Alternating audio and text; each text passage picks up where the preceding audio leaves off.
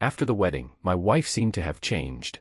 10 months of no intimacy, but I endured it because I thought she wasn't ready yet.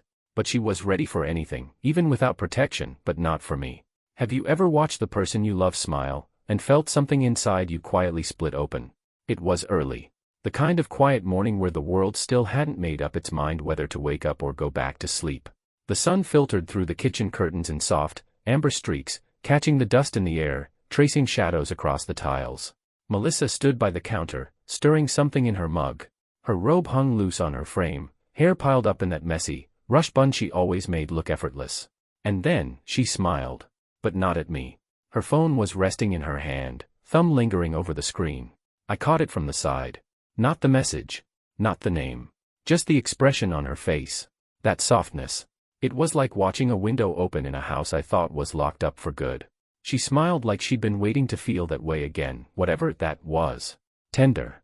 Private. Real. And not once in the past year had she looked at me like that. I froze. My hands were still wet from rinsing the mugs, one held midair as if it had forgotten its purpose. For a second, I tried to pretend I hadn't noticed. That it was nothing. A joke. A meme. A notification from one of those mindfulness apps she downloaded but never used. But I've known Melissa too long. I know the difference between the smile you give to the world, and the one you give when someone sees you. Really sees you. And this one wasn't mine. She didn't notice me watching. Just turned, humming a little under her breath as she moved to the fridge, oblivious to the cold hollow blooming in my chest. "Morning," she said, casual and light, as if everything was normal. I gave a nod, grabbed the dish rag, and dried my hands slow. My voice didn't come. Not right away. Instead, I watched her. The easy way she moved. The hint of color in her cheeks. That quiet spark I hadn't seen in so long. It should have made me happy. Should have made me hope. But instead, I felt dread. A low, curling dread I didn't recognize. It wasn't jealousy. I'd felt that before, back in college, when guys looked at her for a second too long, and I'd tighten my grip on her hand just to remind the world she was mine. No, this wasn't that. This was something colder. Something unfamiliar. A kind of sinking. Like realizing you've been speaking to someone through a wall, and they just found an open window to listen through instead. We made small talk. About groceries. Her class schedule. The heat finally kicking in last night. And all the while, I kept seeing that smile burned into my mind. Like a photo you didn't want but couldn't delete. It was the kind of smile that tells you, someone out there reminded her that she's still alive. And for a second, you wonder if it was you who made her forget. As she turned back toward the hallway, I caught her glance down at the phone again. Just a flicker of a glance, but that same softness returned for half a breath before her face fell neutral again. I stayed behind, leaning on the counter, fingers drumming soundlessly on the edge of the sink. I wasn't angry. I wasn't suspicious. I was just quiet. The kind of quiet that wraps itself around you when the truth hasn't arrived yet, but its shadow already has. And in that silence, I remembered something. Strange how memory creeps in when you're trying not to think. The wedding night. Not the ceremony. Not the first dance. Not even the way she looked in that dress. No. What came after? When I kissed her in the doorway of our hotel suite, and she smiled, different than this morning, but still soft, and gently pulled back. "Let's grow into this," she whispered. "No rush. We'll get there." And I believed her. I waited 10 months. Patiently. Kindly. Without resentment. But now I wasn't sure what we'd grown into. I stared out the window, mug warm between my palms, watching the morning settle over our street. Birds chirping. A dog barking 2 doors down. The usual rhythms of a Saturday starting slow. But inside me, something had just shifted. And I didn't know it yet, not fully, but this wasn't the kind of smile you forget. This was the kind you chase, or lose everything over. You ever have a moment replay in your head so many times it starts to feel louder than your own thoughts? That smile, hers, from the morning, followed me like a shadow. I sat through meetings that afternoon, nodded in all the right places, even cracked a joke about the printer finally dying after its 3rd warning beep. But beneath it all, my mind kept looping back to our kitchen, to Melissa's face lit by filtered sunlight, eyes lowered toward her phone, lips curled in that strange, unfamiliar joy. She looked like someone who had remembered something beautiful. But I couldn't shake the quiet ache behind that realization, because I hadn't been the one to remind her. On my lunch break, I drove out to the old park near our place. The one where we'd once shared ice cream on a bench after picking up her wedding dress. That was the day she'd pointed at a little boy chasing pigeons and whispered, "Someday." I sat on that same bench now, cold seeping through my coat, hands clasped together like I was praying without realizing it. 10 months. That's how long it had been since our wedding night. And I don't just mean physically, I mean truly close. Back then, after the reception, when the laughter faded and the last song drifted out of the ballroom, I thought we were stepping into forever. We got into the hotel suite, her dress pulled around her ankles like a memory we'd never forget. I reached for her with all the tenderness I had, and she pulled back, eyes gentle but guarded. "I just need some time," she said, curling her fingers around mine. "Let's grow into this. Please." So I waited. And not the kind of waiting that builds resentment. No, I was deliberate about it, loving, patient, never pushing. I learned her coffee just right. Memorized the rhythm of her breathing when she fell asleep. Brushed her hair behind her ear when she read on the couch, and made her oatmeal the way her mom used to. I didn't rush. Didn't complain. I thought love meant giving space until the other person met you there. But now I wonder if I mistook silence for grace, and distance for healing. Because the truth is, we didn't grow into anything. We just drifted, two satellites stuck in orbit, circling the same home but never landing. And still, I never imagined she'd seek that closeness elsewhere. I mean, what would you do? If the person you trusted most smiled in a way that made you feel like a ghost in your own life. That evening, I came home to the smell of jasmine tea, her favorite. She was curled up on the couch in a worn sweatshirt, feet tucked under her, the television low. A crime drama murmured on screen, but I could tell she wasn't watching. I paused in the hallway, watching her from behind the doorframe. She laughed softly at something, maybe a message on her phone again, maybe nothing at all. And I wondered if she ever laughed like that when I wasn't around. I walked in casually, said something about traffic. She smiled, nodded. The kind of smile that barely touches the eyes. We moved around each other like dancers practicing a routine they stopped believing in. Melissa asked if I wanted anything to eat. I shook my head.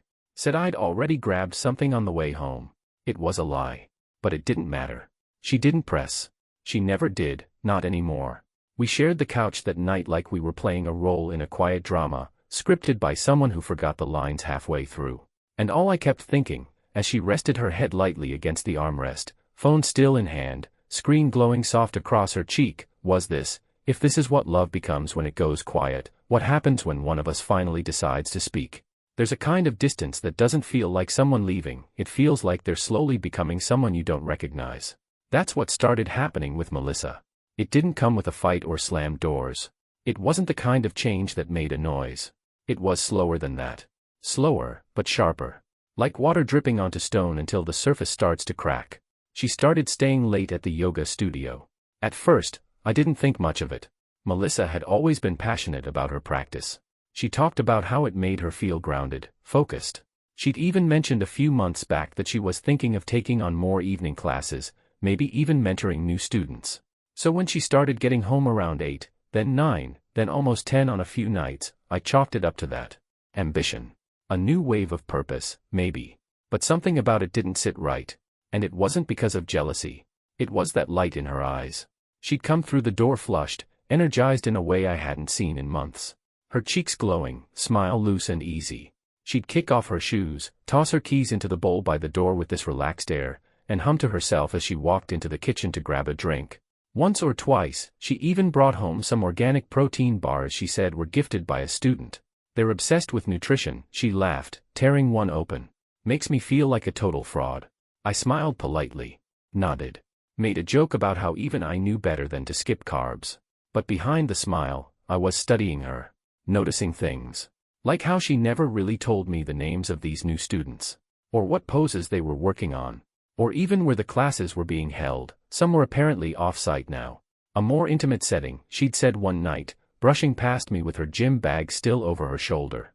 But it wasn't the lies I feared. It was the joy. She was glowing.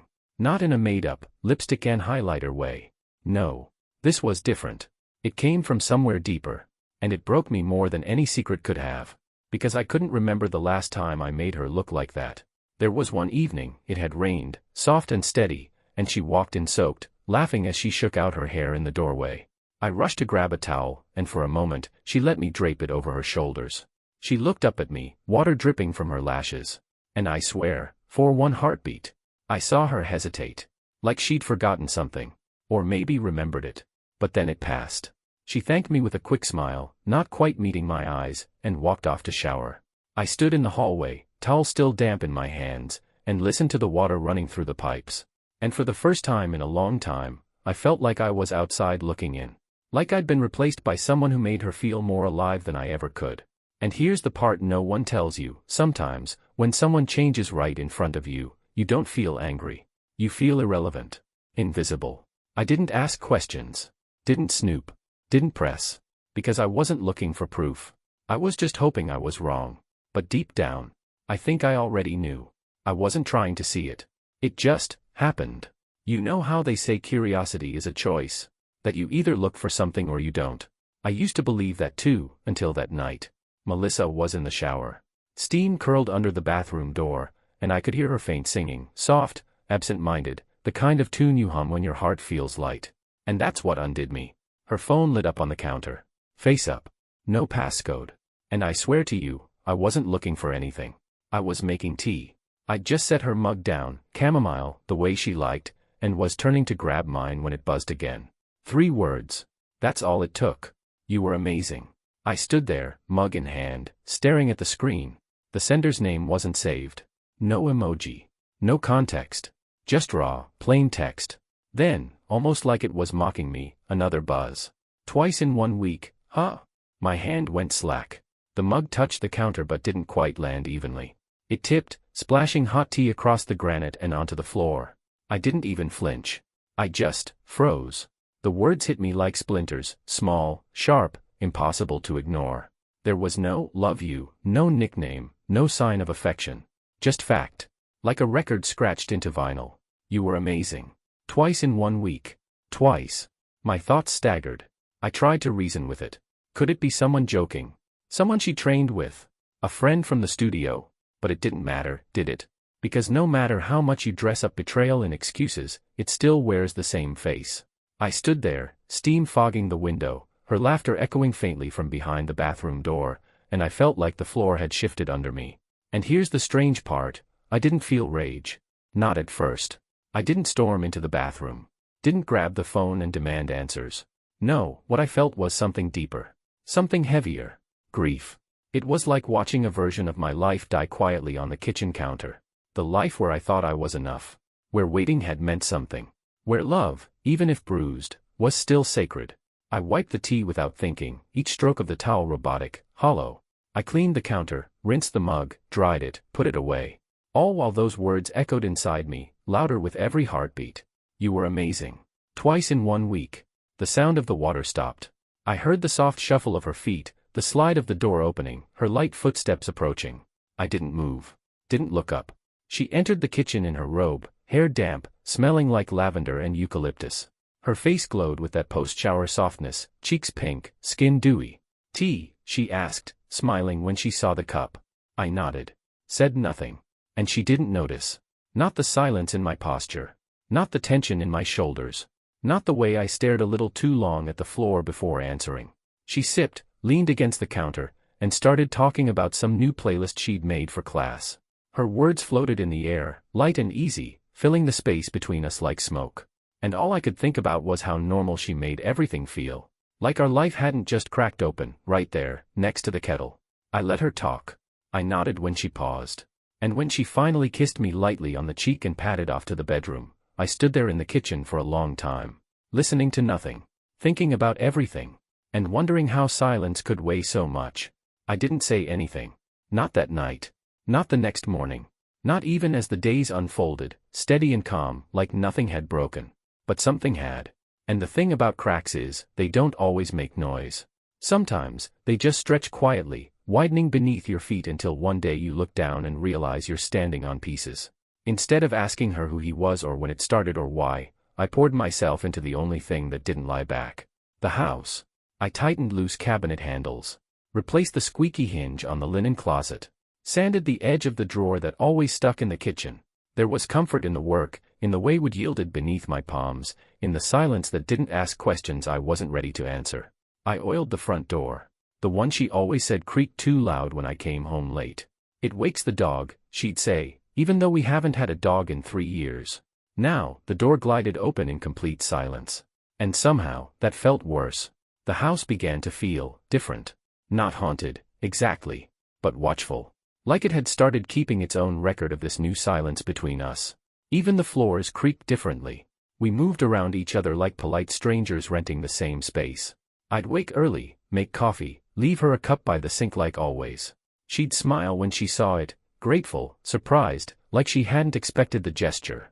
But she never asked why I'd started sleeping with my back to her. Or why I didn't turn toward her when she slid into bed late at night, her hair still slightly damp, her breathing soft and careful. And maybe that's what broke me more than anything else. She didn't ask. And I didn't offer. I started spending more time in the garage. Just enough distance to not hear her phone buzz from across the room. Just enough time for her to assume I was working on something, instead of retreating from the version of myself who once trusted her without question. Some nights I'd lie awake staring at the ceiling, counting the blades of the fan turning overhead like it might spell out the answers I couldn't find in her eyes anymore. And in that stillness, I started to understand something I hadn't wanted to admit. Forgiveness isn't born from truth. It's born from choice. And I didn't know if I had it in me to make that choice. Not yet. So I stayed silent. Fixed what I could. Listened to the echoes of our life. And wondered how long it would take for her to notice that everything in this house had been repaired, except us. It happened while we were folding laundry. Nothing dramatic. No yelling. No slammed doors or shattered plates. Just two people, surrounded by warm cotton and quiet, pretending their home hadn't shifted beneath them. Melissa sat cross-legged on the bed, paring socks, her brow slightly furrowed the way it always was when she concentrated. I was across from her, stacking shirts I didn't even remember wearing. The TV was on in the background, some cooking show, the volume low enough to be ignored. We hadn't spoken much that evening. We rarely did any more. But the silence didn't feel hostile. Just weighty. Like we were both carrying something we couldn't name, and neither of us wanted to be the first to drop it. Then, mid-fold, she looked up. "Are you okay?" Her voice was soft. Not casual soft. Not the kind you toss out when you've run out of small talk. This was different. This was intentional. I didn't answer right away. I stared at the shirt in my hands, one of mine, faded at the collar. It had a small stain near the hem. Coffee, maybe. From a morning that probably felt ordinary at the time but now seemed like a lifetime ago. "Andrew," she asked again, even softer. I looked up then. Met her eyes. And I could tell, she already knew something had changed. But what caught me off guard was the way she looked at me. Not defensive. Not guilty. Just afraid. Afraid of what I might say. Or maybe afraid of what I wouldn't.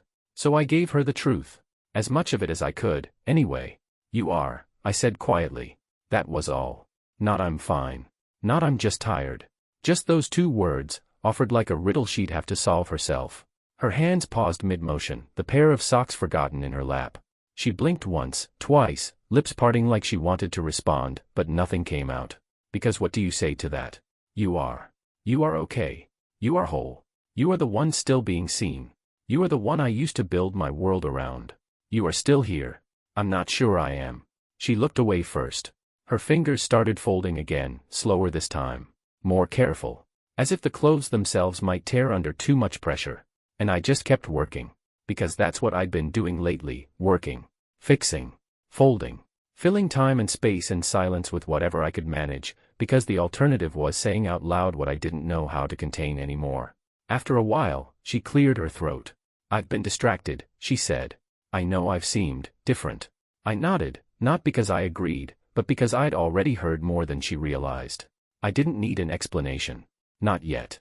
What I needed was a moment to feel what I felt without her rewriting it for me. She reached for my hand. I didn't pull away. But I didn't hold back either. We finished the laundry in silence, and that silence said everything. We weren't in a storm. We weren't in a fight. We were in something colder. The kind of distance you don't raise your voice in, because you're not sure if anyone would answer. That night, the air in our bedroom felt heavier than usual. The windows were cracked open slightly, letting in a slow breeze that carried the distant sound of crickets and the occasional hum of a passing car. Melissa lay beside me in bed, curled on her side, facing the wall. Her breathing was soft but uneven. Not the kind that comes with sleep. It was the kind that comes with holding something in. I stared at the ceiling, eyes wide, the sheets pulled up to my waist like they could shield me from whatever was coming. Part of me thought maybe we'd drift off like that, her turned away, me pretending not to notice. But then she spoke. Barely above a whisper. "I can't sleep." I didn't answer. Not right away. Then, carefully, I said, "Yeah. Me neither." Silence again. But this one felt loaded. Like something was waiting just past the edge of the bed. "I need to tell you something," she said. Her voice cracked in the middle, like it had been sitting inside her too long. I turned toward her slowly. She didn't face me, but I could see the tight line of her shoulders, the way her fingers gripped the pillow like it was keeping her anchored to the bed. "It wasn't about sex," she said, barely getting the words out. "It wasn't because I was bored or looking for something wild or reckless." Her breath hitched. I watched her back rise and fall like the tide trying to hold itself together. "It was about feeling invisible," she said, and this time the words landed like a stone in my chest. Like I was fading, and no one noticed. Not even you. I swallowed, my throat dry, heart pacing faster now, but still, I didn't speak. She turned her head slightly, not enough to meet my eyes, but enough that I could see her cheek glisten in the dim light. "There was this guy," she whispered. "At the studio. He noticed me. Not just the way I looked, but the way I held myself. The way I listened. The way I stood too long after class because I didn't want to come home to more silence." My fingers tightened around the edge of the blanket. "I let it happen," she said. "Not all at once. But slowly. I told myself it was harmless at first. He'd compliment my teaching. Ask about my playlists. Little things. And I let those things fill the space where you used to be." A pause. A long, sharp one. Once, and then again. Her voice broke completely. A sob escaped her lips before she could cover it with her hands. Her whole body trembled under the sheets. And still, I didn't move. Not because I didn't care, but because I didn't know how to comfort a woman whose wound had been stitched into me. She finally turned to face me. Eyes red, cheeks wet, her expression stripped of every defense. "I hate myself for it," she said. "Not because of what I did, but because I didn't say anything sooner. Because I waited until it was too late to be honest. You deserved better than that. You still do." She reached for my hand. And I let her. Because I needed to feel something that didn't make me feel like I was unraveling. But her touch felt different now. It wasn't familiar. It wasn't home. It was the hand of someone trying to climb back across a bridge she'd helped burn. I looked at her, really looked, and saw everything she was carrying. The shame. The ache. The realization that even though she had broken something, she had broken herself in the process too. But all I could think, lying there in the dark with her fingers wrapped around mine, was this: you can be sorry, and still not be enough. And I didn't know yet which truth would stay with me longer, what she confessed, or how quietly she said it. I didn't raise my voice. Didn't throw anything. Didn't ask for details I already knew would hurt. I just stood up, slow and deliberate, like every movement had to be made carefully, like I was stepping across cracked ice, and one wrong shift would send everything plunging beneath me. Melissa's hand slipped from mine as I moved. She sat up quickly. "Andrew." But I didn't answer.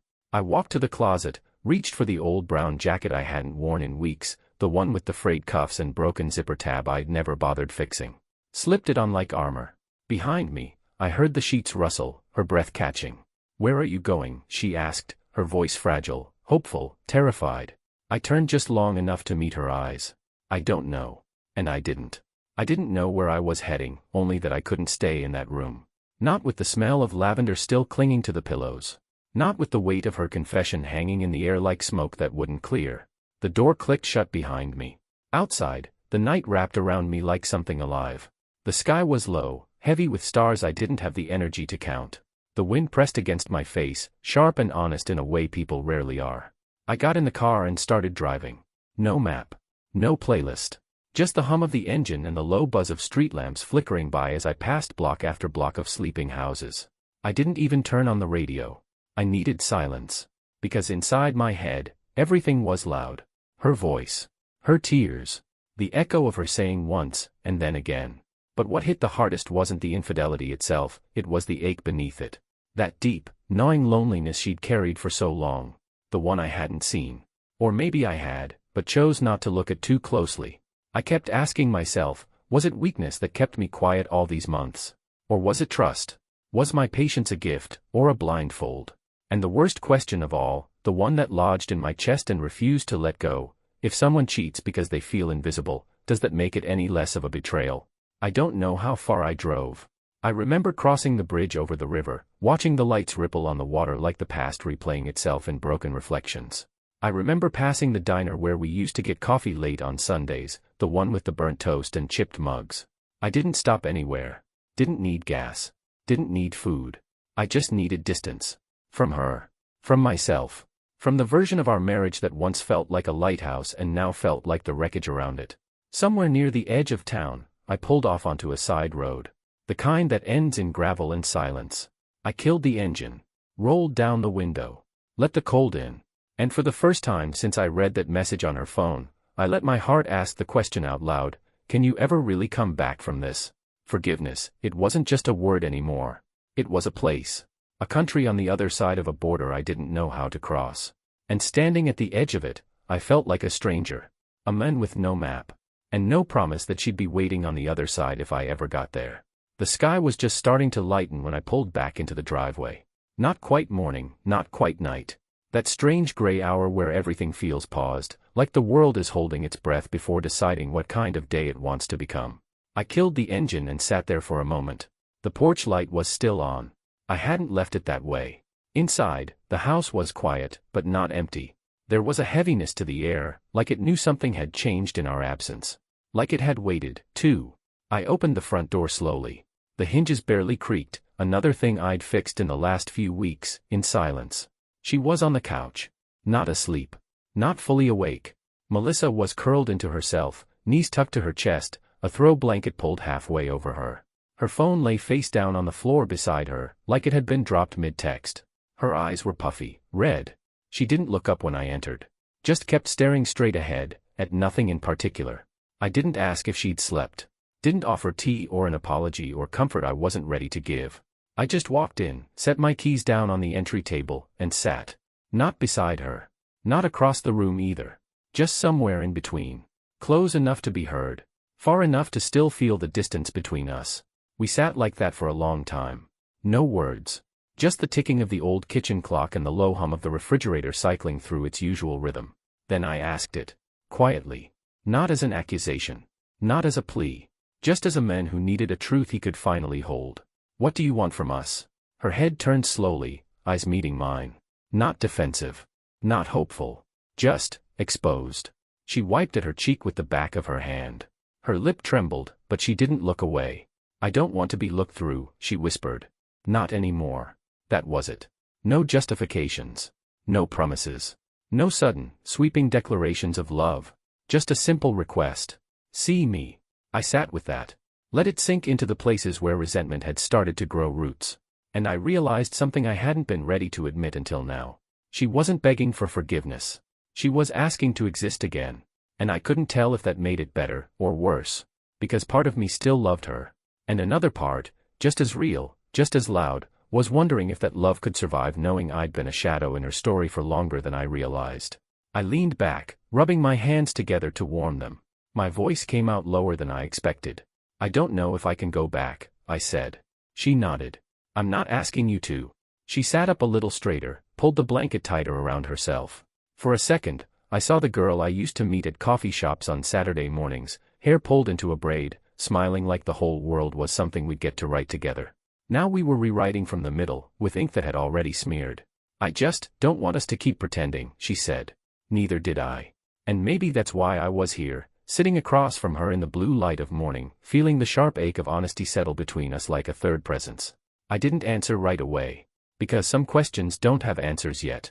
Some answers come slowly, over time, through silence and repetition and showing up even when it hurts.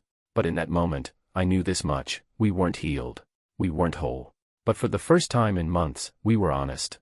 And that had to count for something. Therapy was her idea. She brought it up the very next day, quietly, cautiously, like someone setting down fragile glass and backing away, unsure if it would hold or shatter. I found someone, she said. A counselor. Local. She comes highly recommended. I didn't argue. Maybe part of me wanted to prove something. Maybe part of me just didn't have the strength to say no. So we went. Tuesday afternoons at 4. Beige walls, a soft rug, the faint smell of peppermint from some hidden oil diffuser. The therapist's voice was warm, her questions gentle, her presence so calm it almost made you forget why you were there. Almost. Melissa took to it like air. She was raw. Vulnerable in ways I hadn't seen in years. Her voice shook sometimes, but she never turned away. She talked about growing up in a house where feelings were things you kept hidden behind clean dinner tables and "I'm fine" smiles. She talked about losing herself in the image of being okay long before she ever lost sight of me. And she cried. Openly. Not performative. Not manipulative. Just real. Each week, I sat beside her, listening. Watching. Trying to feel what I thought I should be feeling. Trying to meet her in that room where truth lived and healing was supposed to begin. But something inside me stayed, cold. Not cruel. Not angry. Just unreachable. Like the part of me that used to lean in, used to fight for connection, had quietly folded its arms and turned its back. I answered the therapist's questions when they came my way. Honestly, even. But with a distance I couldn't seem to close. I hear her, I said once. I understand why she did what she did. I do. The therapist nodded, encouraging. And how does that make you feel? I looked down at my hands, fingers laced tightly in my lap. Like understanding isn't enough. Melissa looked at me then, really looked, and I saw it. That flicker in her eyes. Fear. Because for the first time, I think she realized something I hadn't said out loud. She was healing. But I wasn't. After one session, she waited until we got to the car before saying it. You're not really in there with me, are you? I stared ahead at the dashboard. No, I admitted. I'm not. She didn't cry. She didn't plead. She just nodded, a little too quickly, and looked out her own window. The silence between us after that felt different than before. Less like avoidance. More like mourning. We still went to therapy. Still talked. Still sat across from each other at breakfast. Still watched reruns of old sitcoms we used to laugh at together. But I think we both knew. Some parts of me had gone quiet in a way that therapy couldn't unfreeze. Some trust, once broken, doesn't roar in protest. It just stops reaching. Melissa was changing. I could see it in her posture, the openness in her tone, the way she had stopped using her phone as armor. She was showing up now, fully. But I wasn't sure who she was showing up for anymore. Because the men who used to meet her there, I wasn't sure he existed. And if he did, I wasn't sure he wanted to come back. She found it tucked beneath her pillow. Folded once. No envelope. My handwriting on the front, her name, nothing more. Melissa sat on the edge of the bed for a long time before opening it, like part of her already knew what was inside and didn't want to read it twice. The letter was short. No anger. No cruelty. Just this: I stayed to see if I could love you the same again. I couldn't. That was all. She called me immediately. But the line didn't ring. My number was gone. No forwarding, no voicemail, no last-minute breadcrumb trail to follow. She checked my social media, empty. Profiles wiped clean. Messages unsent. As if I'd vanished, not out of vengeance, but with quiet finality. Because sometimes the most permanent thing you can do is leave without slamming the door. She sat there, phone pressed to her chest, eyes wide with the kind of silence that finally matched mine. Not punishment. Not payback. Just an ending. The kind she once gave me without realizing it. And now, it had returned. Not loud. Not violent. But absolute.